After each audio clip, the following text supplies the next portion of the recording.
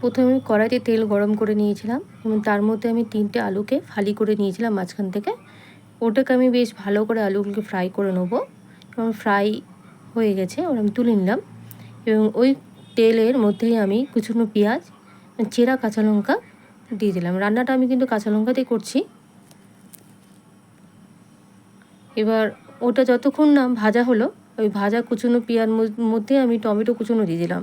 আমি একটা টমেটোকে ভালো করে কুচিয়ে নিয়েছিলাম। এবার আমার মশলা তৈরি করব।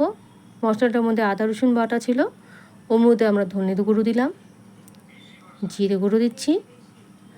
এবার ওটার মধ্যে আমি কাশ্মীরি লঙ্কার গুঁড়ো দেবো, কারণ একটু রঙের জন্য আমরা দেবো, যেহেতু আমি রান্নাটা আমি কাঁচা লঙ্কাতে পুরো করছি। তারপর আমি দিচ্ছি হলুদ গুঁড়ো। হলুদ গুঁড়ো দেওয়া হলে তার মধ্যে আমরা দেবো লবণ। মশলাটা তৈরি হয়ে গেছে। এবার আমি তেলের মধ্যে সেই মশলাটা দিয়ে দেবো এবং মশলার যে জলটা হয়েছে সেই জলটাকেও আমি ওই মশলার মধ্যে দিয়ে দেবো।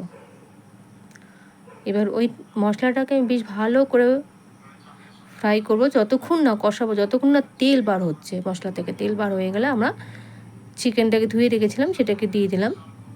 চিকেনটাকে ভালো করে নাড়াবো কষানো পর্যন্ত। এবং যে আমরা ভাজা আলুগুলো রেখেছিলাম সেই আলুগুলোকেও কিন্তু আমরা ওই চিকেনের মধ্যে দিয়ে দেবো, যেহেতু আলুগুলোকেও আমাদের সেদ্ধ হতে হবে, কারণ চিকেন সিদ্ধ হতে বেশি টাইম লাগে না। এবার আমাদের কষানো হয়ে গেলে আমি পরিমাণ মতো জল দেবো। নামানোর আগে আমরা একটু গরম মশলা দিয়ে নামাবো। আমাদের চিকেন কষা রেডি।